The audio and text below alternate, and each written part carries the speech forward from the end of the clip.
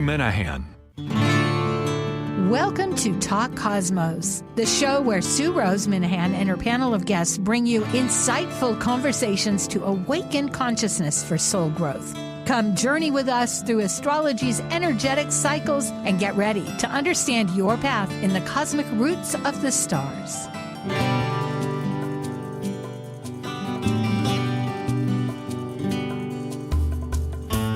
Hello again, I'm Sue Minahan, and this is March 10th, 2024. Yes. And we have an exciting panel for Planet Buzz today because there are connections in the sky that are just intermingling and powerfully wanting to share the wealth of all their archetypal power. And in Pisces, what else could happen? Because the boundaries are beyond our dimension of our reality. And that's the beautiful part about Pisces.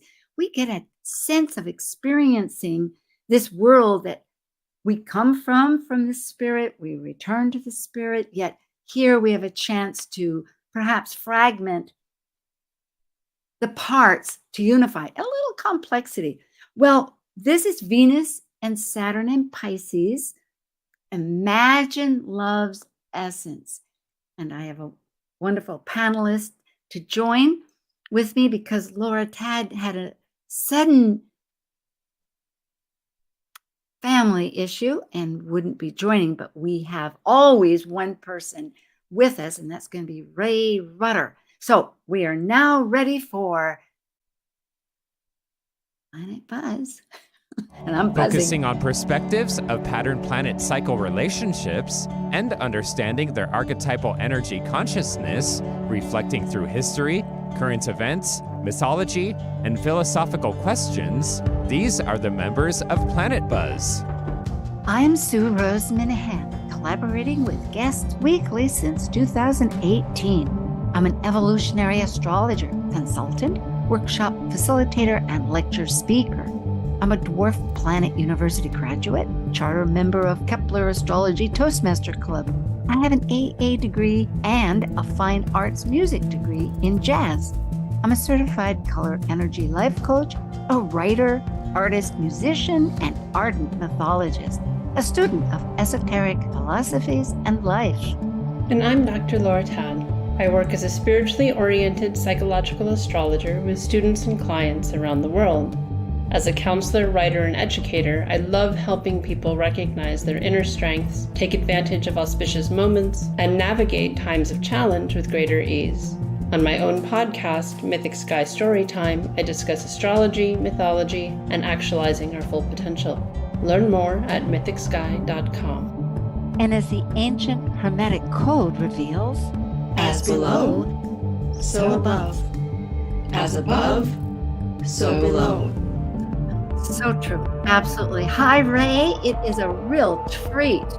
Hello. Thanks for having me.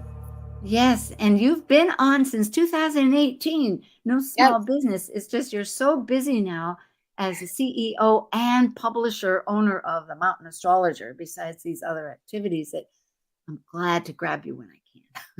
Yes. I was actually thinking about the very first one we did together was Capricorn oriented, and we were talking about the green man and the green woman. And so I actually feel like that energy really pulls us into the Saturn, Venus, and Pisces conjunction in a lot of different ways. It does. It's so ancient. You know, these ideas, they begin and morph around as people migrate and the tribes change and the cultures change. But the ideology is, yes, so primal. Thank you for remembering that. And we've done others too. May we have the presentation? Yes, thank you. So again, this is Imagine Love's Essence.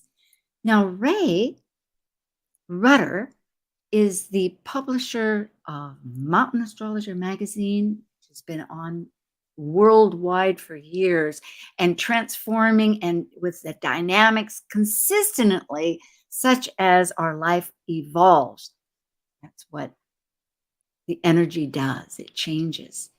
And she's a consultant, writer, and speaker. Go to her new site, Neptune Underground, for a whole potpourri and a wonderful experience of consultation and more. She is a second-generation astrologer, loves the title astromancer because it's a witch holding space for sacred language play, which she went to school, has a BA in recreation management and English language from California Polytech in San Luis Obispo, beautiful area. And thank you, Rae. It's great to have you. Yes, indeed. And this is my Laura Fax and myself. I've years leading on. There we are. I guess it is all of it. I just have a little portion of Venus. It's the brightest thing in the sky. Can't really ignore it if it's in the evening, unless it's in the morning. Right. And so therefore it has all these mythologies and power in so many ways that are working with us. And I just grabbed a bunch of different views here, if any of these, because her beauty's in the eye of the beholder, right? Yes. And it is that golden mean that Venus brings about, which is a Fibonacci. And again, we, in our pre-chat of talking about Venus and Saturn and Pisces, we really kind of started with the myth of Venus herself. And like you said, there's a lot of different myths attached to her. But I think, or them, depending on how you want to identify, that, whether you use exaltations and detriments and falls in your practice or not, I definitely feel like a linguistic mytho perspective, it's fun to pull those in and understand why a planet may exalt in a sign or, be in domicile in a sign. And so, with this Venus-Saturn conjunction in particular, being in Venus's sign of exaltation, one of her first myths being born of the sea, I think really, brings that in. And as we were kind of talking about of the myth behind how she is born from the sea foam is that, she was inseminated from Uranus's testicles, who Saturn snipped off and put into the sea. Yes, to stop that erratic sense of propagation that the sky and earth, Gaia and Uranus, just love to create and create. At least, well, there's many different ways to look upon it, but life just needs to keep to grow. And there's so many different forms. Yet Saturn, the furthest planet, which is regular, time-oriented, people needed to live. We had dinosaurs for 2,000 years. I have no idea when all this, because it's like a time clock mythology. And here, to have people, we aren't immortal. We share that energy, but we're incarnated. And so we have a finite moment, and meaning that time had to come along and go, sorry, time's up. Also that idea of, again, when we invoke this imagery of the ocean being the collective consciousness and also being the primordial ooze of unconditional love, that place that we come from and that place that we return to. And like you were pulling on this idea of being incarnated, being finite, being time sensitive, being mortal, is that we actually we want to come for that full spectrum of being of in the primordial ooze of unconditional love, there is nothingness. And I say that in that, it is just the sweet, expansive, forever, everything's okay. And remembering that when we come here, that is what we will return to. We are not actually seeking to cultivate unconditional love here. And I don't mean that to say that we shouldn't be incredibly loving, but that, again, especially that Saturn-Venus lesson of what are all the different types of initiations through love that we get to walk through. And the reason... Go ahead. And the reason... Yes. Of familiar love or romantic. It doesn't have to be... Good points, Rae, because that's the purpose of incarnating, is to experience that, the tethering of anchoring into a soul into earth. And a matter of fact, I'm going to jump over to what you had brought up about the mermaid business. That I was reading more about the nymphs, because the nymphs and mermaids, and I have a slide for that, which I've been toggling back and forth as our conversation morphs around. But the fact is that from that story that you were bringing up, the nymphs could not have a soul unless they married a mortal. And that was the interesting part. So, and I'm trying to remember what else. And the one I had brought up in particular is, again, there's so many different water nymph myths, and the Undine is one that, for me in particular, that I'm very drawn to. And one of the reasons is actually some of the spellings that you'll see of Undine actually starts with an O, and it's an Ondine.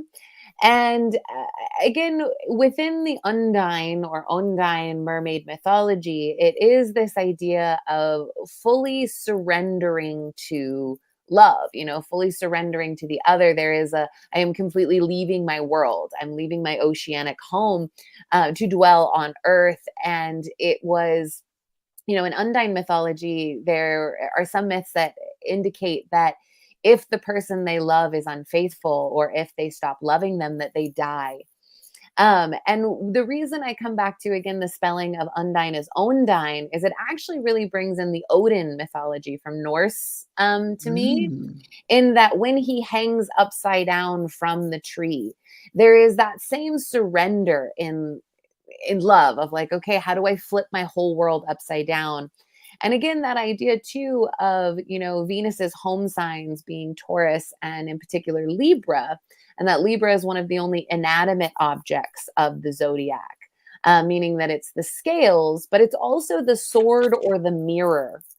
And so again, that mirror of, we cannot see ourselves without a tool. I can't see the back of my head without a mirror, or without a lover or another to reflect that for me.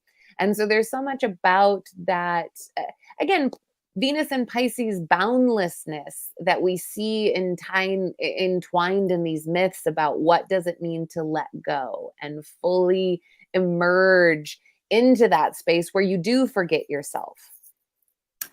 Yes, indeed. And I'm thinking, well, yes, here, that timeless forever, that merging of these two archetypes, where you have Venus, that is what we're attracted to, of love, desire, the beauty of life that supports our growth. Words don't really seem to affect its essence, but Saturn is a fundamental form. And you put a wonderful phrase earlier where Saturn is pretty neutral. It has a capacity to have a form, and it is not a stationary thing, of course. It's cardinal.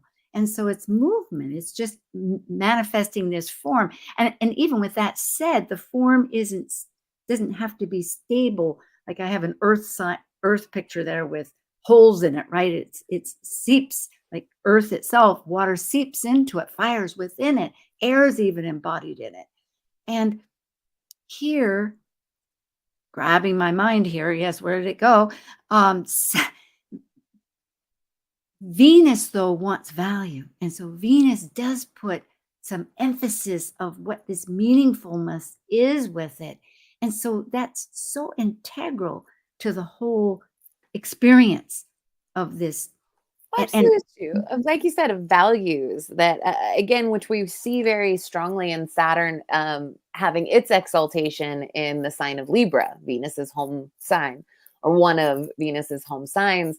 And so again, that one of the things that we, in our pre-chat kind of talked about of, there's a lot of language in our modern culture around Saturn and Venus not actually liking one another very much, or in particular, Venus feeling a little pinned in, or, that those ooey gooey love vibes are getting some no's, from Saturn's direction. But that actually, again, Saturn exalting in Venus's sign reminds us of how much Saturn wants to create form so that beauty can exist. And again, that remembering that Saturn's no's are not about being, mean mommy of like, oh, you're not allowed to do that. It's actually about how to have the right container so that you don't move into the toxicity of Venus and Pisces, where that boundlessness gets to a point where, again, you've forgotten yourself so completely that there is actually no space to even understand pleasure or joy at that point. And in that same way of, again, the importance of boundaries and structures, as Saturn is saying, what is consent or non-consent? And until we know what that is for one another, it's dangerous without that container. Yes, and I think that idea of a container is just like Earth itself is containing the ocean. We wouldn't have a lake, we wouldn't have a river, we wouldn't have a waterfall. And the beautiful thing about the ocean, I'm realizing with Pisces, is it's circular. It is a mutable sign, and which we realize, and water elevates out of the primal all into the air to fall and nourish land and seep within and then wend its way sometimes back to the sea. So it's that constant motion. Which, and again, that idea of like there is a desire for one another in that energy of, the water seeks to be contained and the container wants something to hold. I love it. I love it.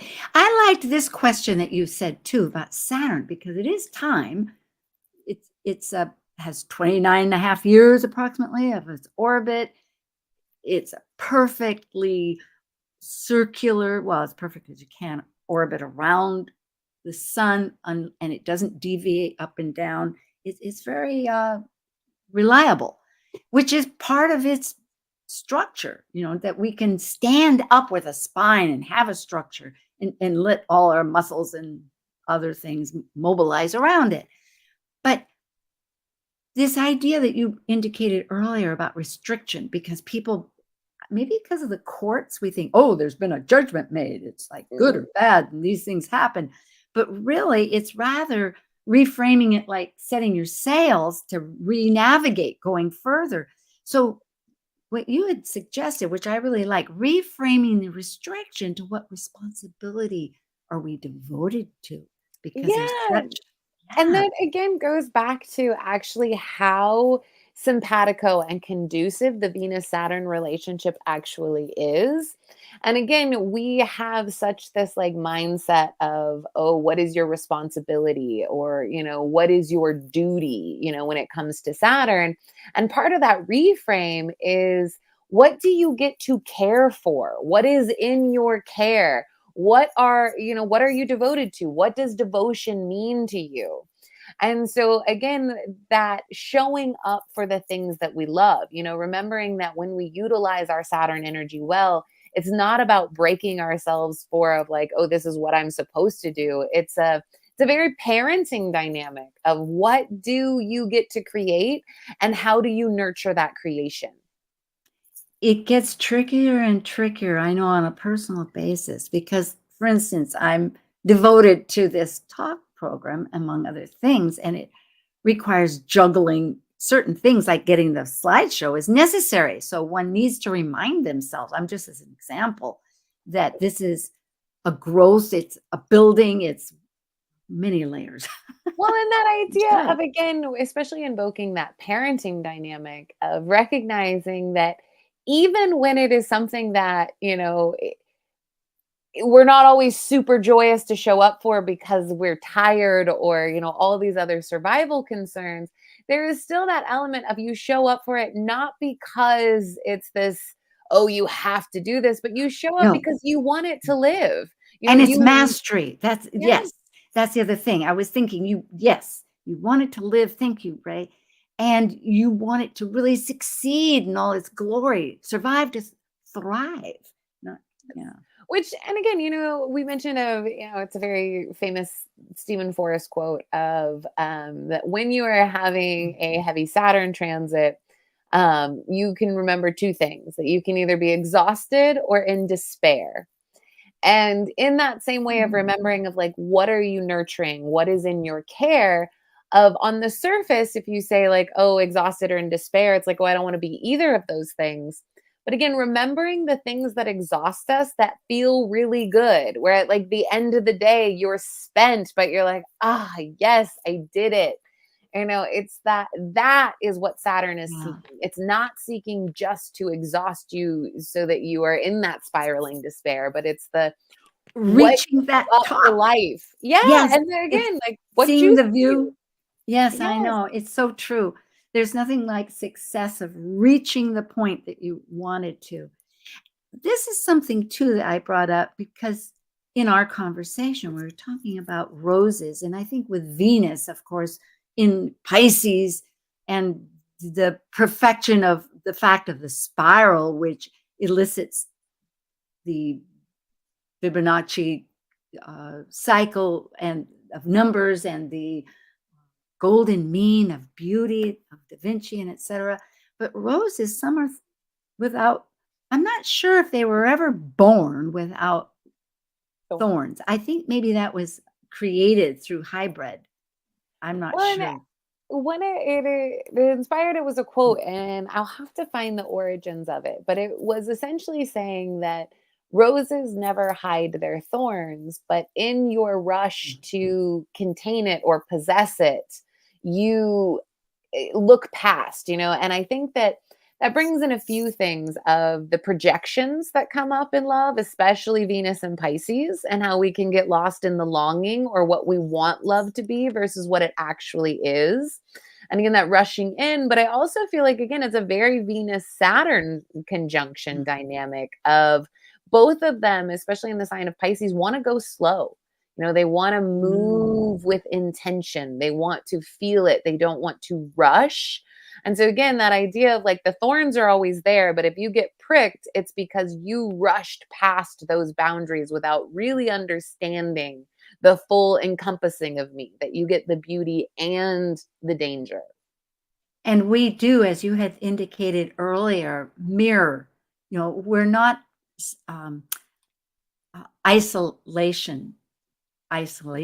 We're social people by nature. It's a fact.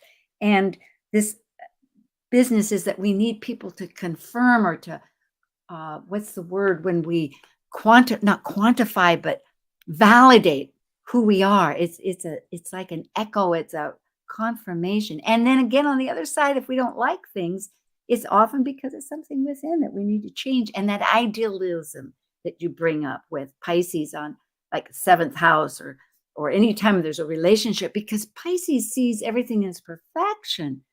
And it's not even just perfection. I almost feel like the term that's completion. Comes to me, that comes to me a lot is the idea of the ideal versus the real. And Pisces gets really stuck in that place of the ideal, and they can.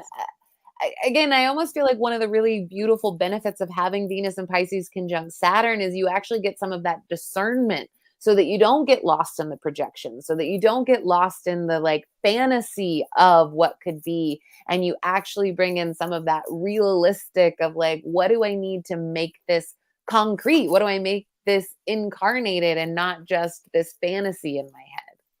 That's good. And at the same time, perhaps in Pisces, diluting or dissolving some of those restrictions and the negative, the shadow side of it, which we tend to think is the all, but it's not. It's just one side. It's very good. I like this. Well, and again, even to kind of come back to the mermaid dynamic, obviously Venus and Pisces, because Pisces is the fish and Venus is, love goddess. It invokes mermaids. But Saturn, ruling the only actual mermaid of the zodiac, Capricorn, I feel like there is already this oceanic affinity too between the two planets. Oh, gee, I like that. It may be a goat mermaid, but it's still a mermaid. Yeah. In fact, I love that. And yes, that's a whole nother talk about how the goat mermaid started, because there's beautiful mythology about it, but so important.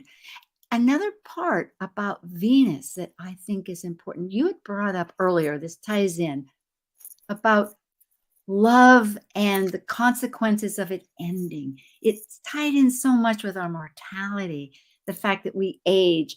And really, do we have the conviction and the vow to really follow through? Do we know what it takes, like you said, with the thorns or whatever on both sides?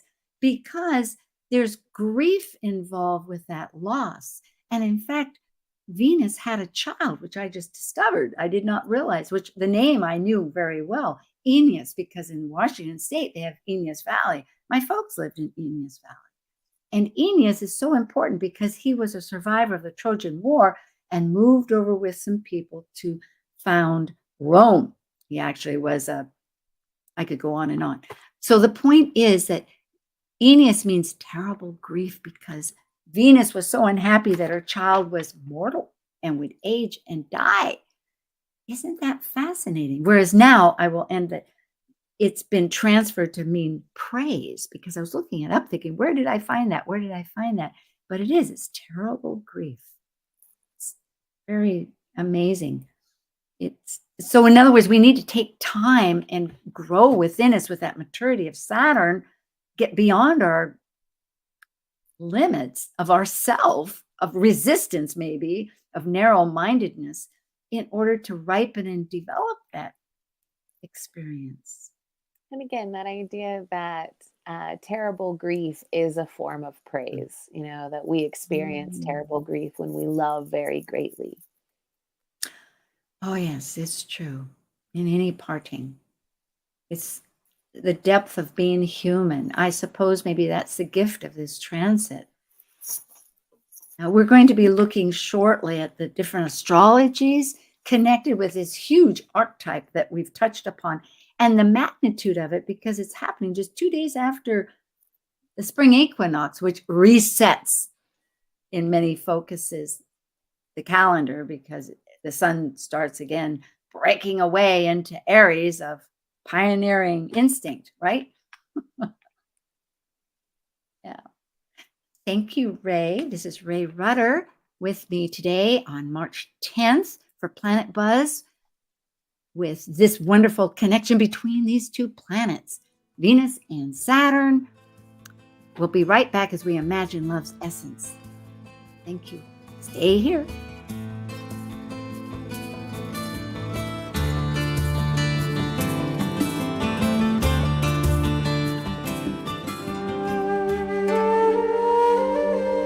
While we take a break from this week's edition of Talk Cosmos, let's take a look at this cycle's archetype.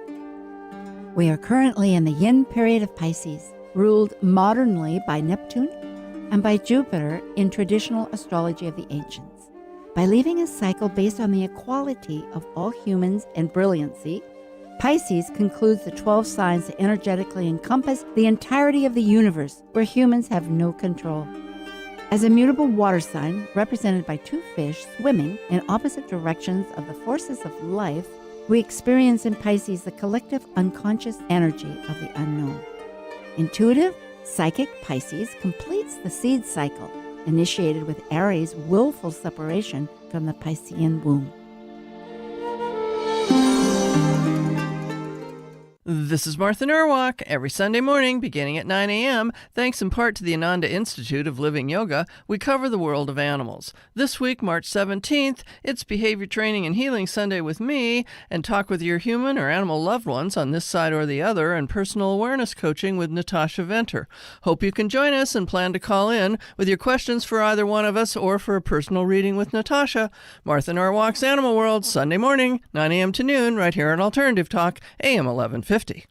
Talk Cosmos brings insightful conversations to awaken consciousness for the soul growth with hour-long programs every Sunday at 1 p.m. Pacific on KKNW. Talk Cosmos weekly programs are also available to watch live on the Talk Cosmos YouTube channel and Facebook page. While you're there, make sure you click the like and subscribe buttons so you get the full Talk Cosmos experience. Or if you'd rather listen to the show archives with audio only, the entire podcast collection since 2018 is available on most podcast carriers. And to find out about upcoming programs, sign up for the newsletter at talkcosmos.com. So grab your coffee, tea, or kombucha and enjoy the show. Make us part of your daily routine. Alternative Talk 1150. Hi, we're back again. And let's see, there we are. Rae Rutter at mountainastrologer.com, or if you want that consultation, go to the Neptune Underground. And I'm, of course, at Talk Cosmos. I want to announce, this is our moment to blare our bugle, that Rae and myself, along with 14 all in all Talk Cosmos astrologers and a few more, are joining East West Books on the spring equinox, which is going to be Tuesday, the 19th. There's registration. You'll get a recording, whether you can make it or not, and keep it later. And the theme is going to be about World Astrology Day. It's an International Astrology Day. And so this potpourri of astrologers are going to suggest what is so important that can help you find the sacred space, the sacred timing, or sacred relationships for 2024 that we find. It's going to be powerful and deep. It's a metaphysical group, largely East-West Books, and of course, astrology is also metaphysical. So it's going to be great fun. And to do that, go to eastwestseattle.org, or you can look right here and touch it. And if you get my newsletter, it's going to be all over it. So do sign up for that. Just go to talkcosmos.com and I'll be happy to send you information about that. So Rae and I will be talking, and it'll be exciting. Rae, what do you have? I know you have something too. Yeah, so our latest issue of the Mountain Astrologer is now live. The Aries equinox, March through May 2024. Again, especially in our talk today of talking about Saturn and Venus in Pisces, one of the things that we haven't quite touched on yet, but I think it's this idea of how we dissolve some of the old relationship structures that may no longer work for us.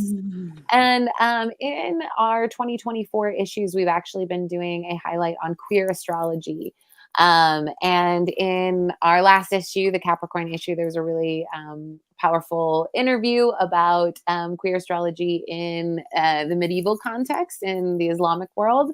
And in this one, we actually have a queer synastry article by Rowan Oliver. And again, even if you are someone in a heterosexual relationship, the way we language these things and how we talk about relationships, there's so many just little small tweaks that can be really powerful for all of us to feel included and held in that. And so I really recommend checking out this beautiful new issue and that article in particular. I really support that, because the whole energy, whether it's Aquarius with Pluto, whether it's Pisces with Saturn, and also Eris, E-R-I-S, the rejected, exclusive, inclusive goddess that started the Trojan War, being on the North Node for so long last year and still powerfully connected, want and with rather than either or. Yes, so which learning, and actually one this of the is great. Well, and one of the other feature articles in there is actually a beautiful article on Eris as the alchemist of inclusion. There So you you way to ping that. So you didn't even know that. Well, she is sitting on my North Node for about a couple of years. So, and I've been trying to you find and I out. have the same nodes, Sue. Woo!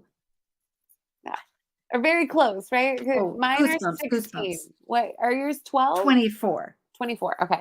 Yeah, but close enough for jazz. So excellent. And now we have here the event happening in just 11 days on the 21st of March.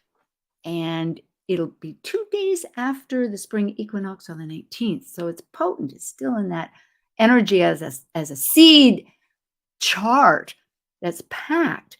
And the primary, I would say the primary aspect, of energy that is working with this conjunction between the archetypes is with expansive Jupiter of growth.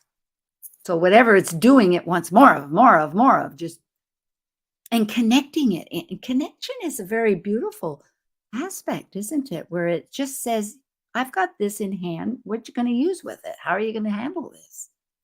Totally. And again, I was talking about Jupiter being the ruler of the sign of Pisces traditionally. So this Venus Saturn conjunction is reporting to Jupiter, and the fact that they're then in this really beautiful sextile with one another, I think, again, points to, again, like we were kind of talking about, of how do we lift ourselves up out of some limiting narratives or re-language around this so that it doesn't feel so crunchy? I'm bursting. I suddenly realized it ties everything together because Jupiter is the traditional ruler of Pisces. And of course, we have here, well, it's not with Neptune's not far, but they're both in Pisces. And Neptune is within a bit of a distance, but they're moving towards Neptune. And so that's what I was thinking, is that, like you said, what's of old and what's of new. And it's, again, trying to bridge it. Totally. And again, it's a little wide for, Neptune in there. But I think what's interesting is there's always, so Venus coming to hit Saturn first. We're coming to have that, talk with the elder. This is sitting in grandma's lap, and really beautiful relational astrologer, Diana Harper. She talks a lot about how, again, Saturn is grandma, as that I love that imagery. But this idea that, again, Saturn is a really powerful energy, and that sometimes it can make us sad when we spend too much time in it. And part of it is, again, coming back to this time sensitive or this mortality.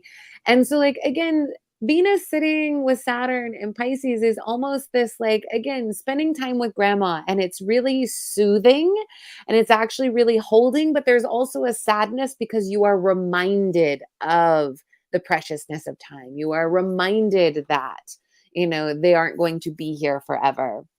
And again, I feel like hitting Saturn first, there's this big realistic, hey, what can you create, but be mindful of the laws.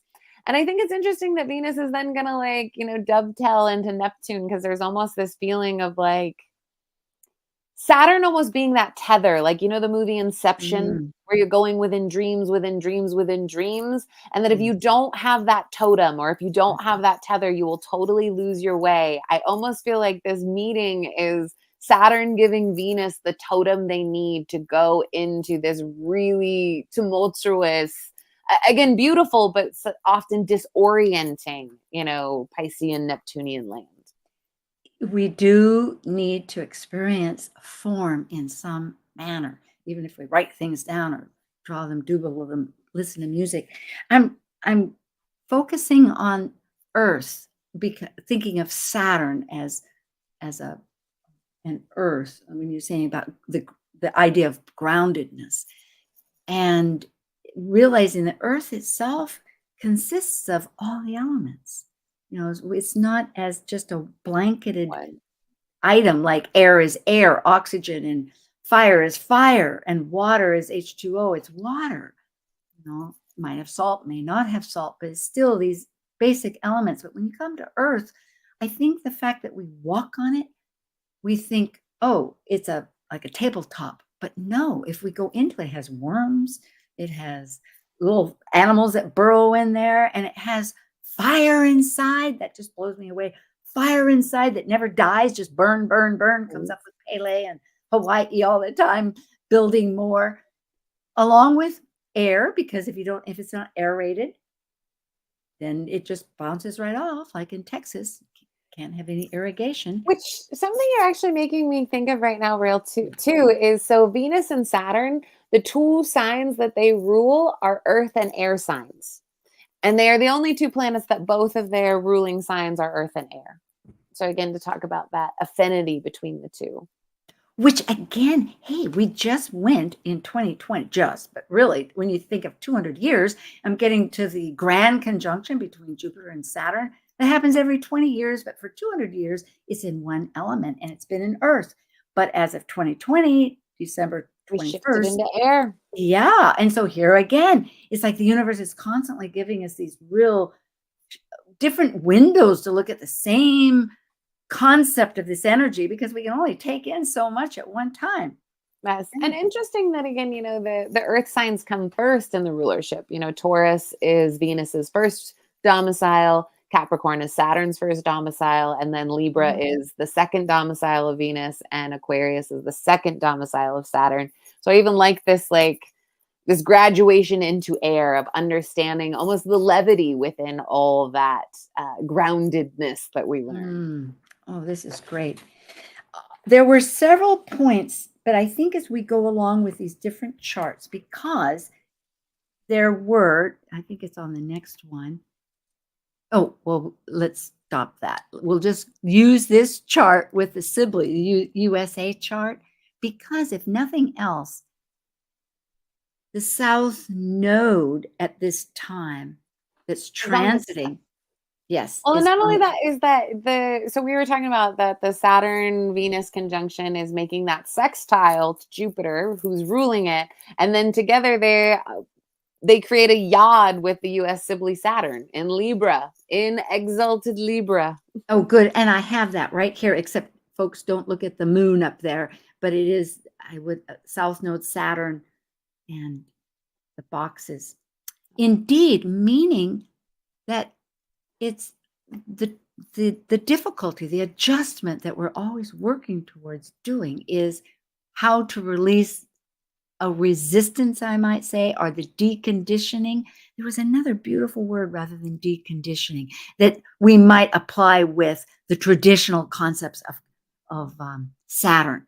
Here it is in Libra, which is relationships, which is maybe one of which you were bringing up, of bringing in queer language that's inclusive rather than thinking, no, she has to have this role, he has to have that role. Rather, we're people.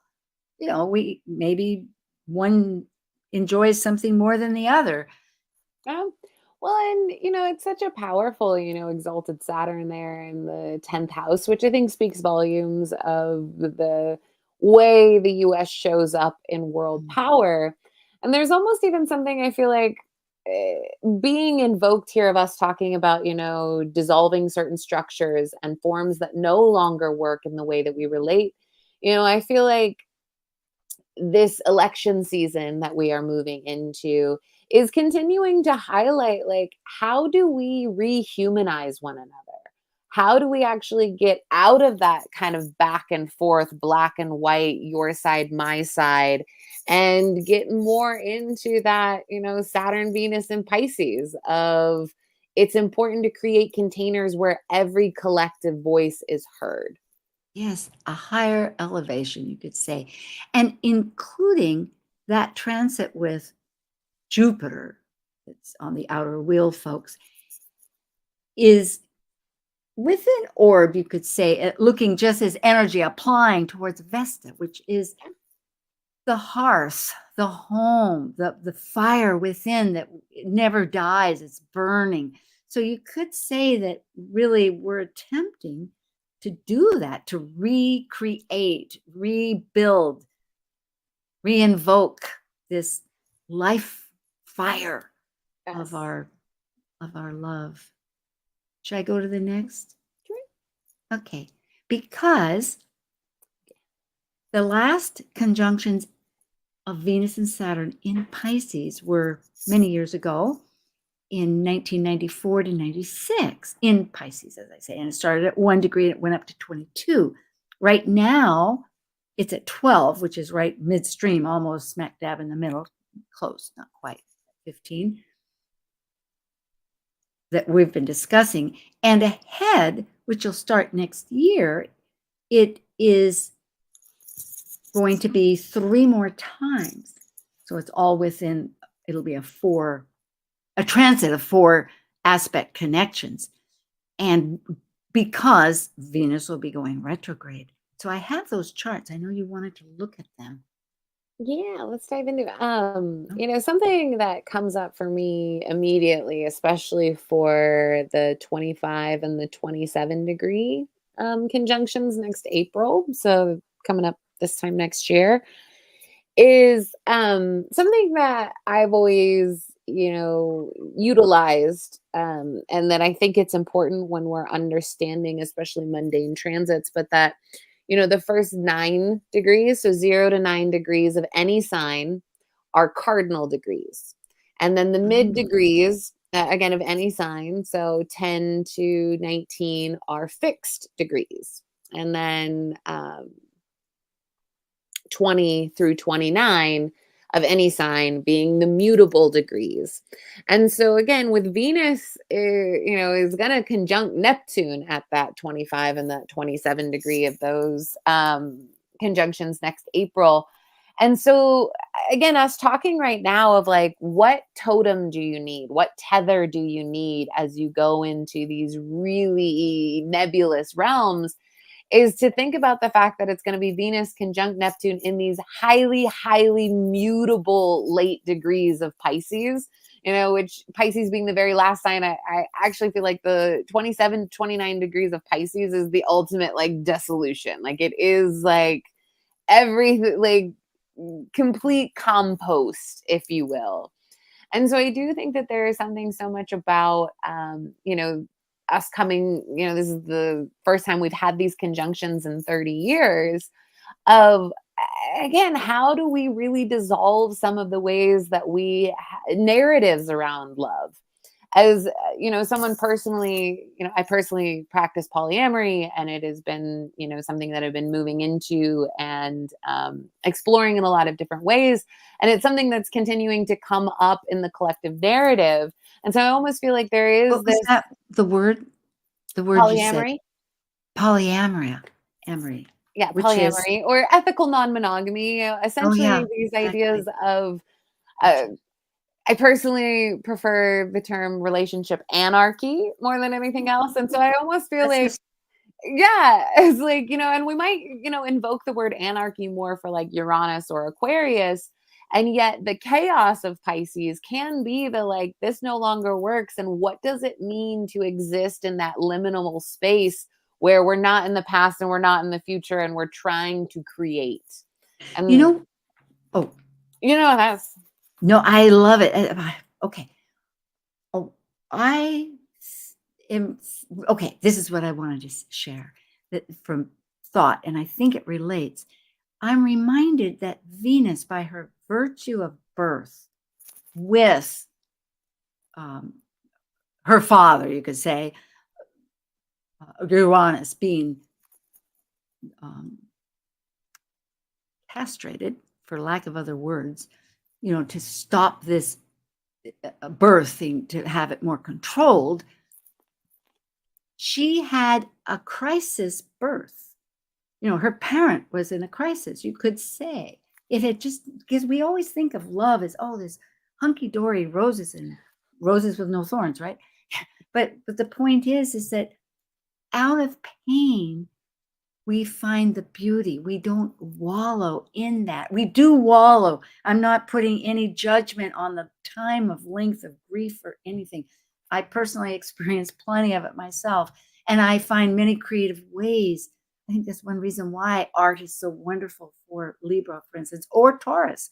Venus rules signs. Music, too, because it evokes that higher realm of trying to get above, as you say, to see a different way that isn't so linear, because it's more abstract. It takes maybe an infinite ways of patterns and kind of blends them together in a new kind of a fruitcake or whatever it is, So yes, but what I'm thinking is, when we're talking about new ways of love, again, opening up that idea that, which you've brought up, which is it's finite.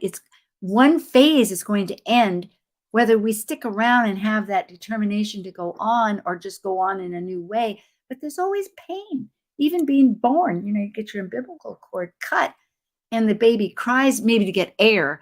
But I had to reflect on that for a long time. Sense of separation. Absolutely. Yes, that's and it. Again, and this idea that, these Saturn Venus conjunctions, especially the ones next year, are going to be, really shacked up with Neptune. As we said, right now, they're a little wide with the 12 to 27, but next April, they're all going to be together. And there is such this call to dissolve old structures that, like I said, no longer suit the way we connect, the way we love.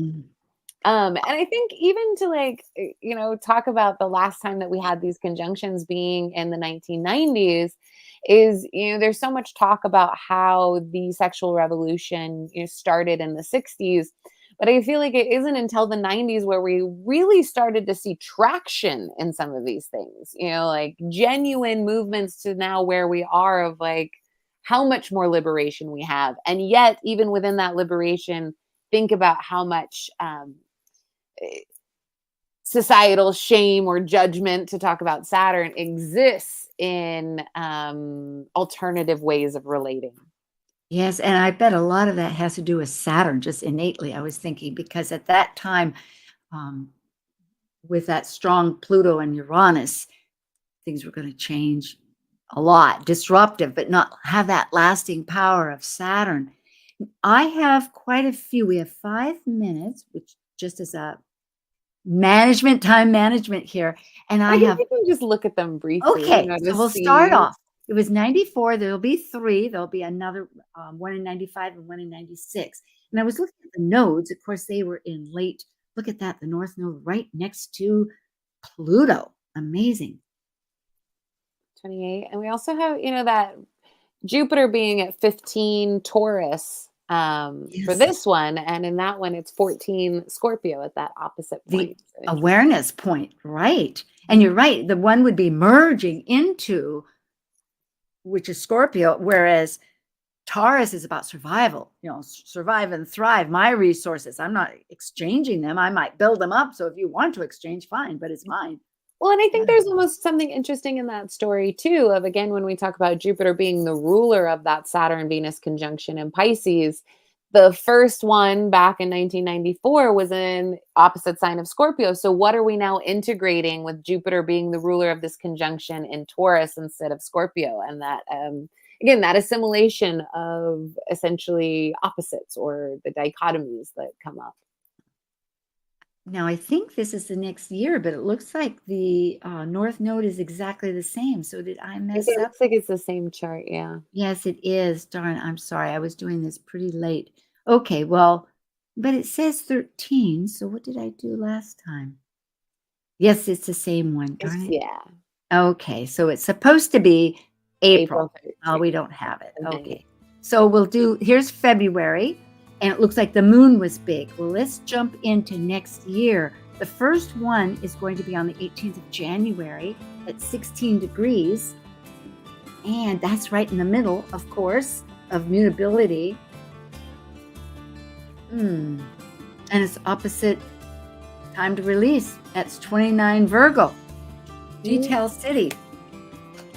See the big picture, right? Yes.